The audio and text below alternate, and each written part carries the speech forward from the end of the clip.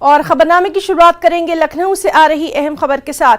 Lucknow jail में doctor YS Sachan की मौत, पुरस्कार मौत का मामला फिर गर्मा गया है।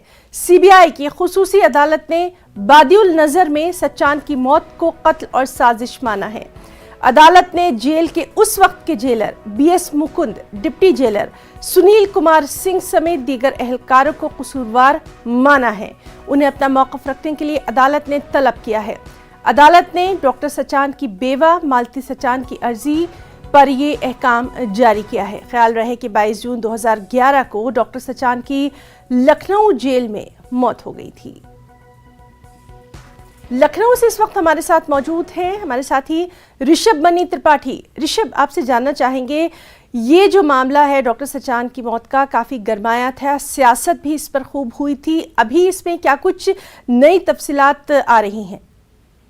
देखिए, मायावती सरकार के दौरान एनआरएचएम घोटाले की काफी चर्चा हुई थी और उस राजधानी लखनऊ में उस वक्त के 2 सीएमओ की गोली मारकर हत्या की गई थी। उस हत्या में और एनआरएचएम घोटाले में तत्कालीन deputy CMO doctor YS Sachan को गिरफ्तार कर लखनऊ की गोसाईगंज जेल में रखा गया था। 22 जून 2011 को जेल के अंदर ही डॉक्टर वाईएस सचान की संदिग्ध हालातों में मौत हो गई थी। 26 जून को इसकी एफआईआर गोसाईगंज थाने में दर्ज हुई थी और चूंकि जेल में ये मौत हुई थी लिहाजा जुडिशियल इंक्वायरी हुई थी। जुडिशियल इंक्वायरी ने इस मामले को हत्या माना था, लेकिन हाईकोर्ट के एक आदेश पर यह पूरा मामला सीबीआई को चला गया था। सीबीआई ने अपनी जांच में इसको आत्महत्या पाया था।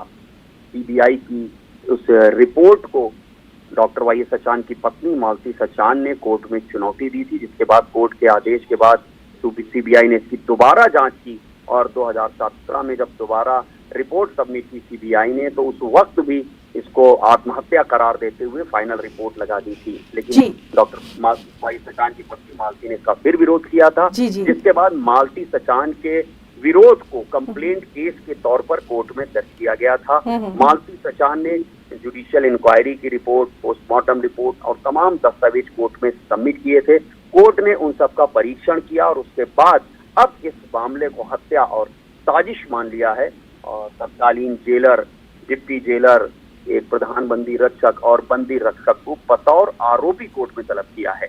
यही नहीं, तत्कालीन डीजीपी, एडीजी जेल और लखनऊ के आईजी रहे अफसरों को भी 8 अगस्त को समन देकर तलब किया गया है।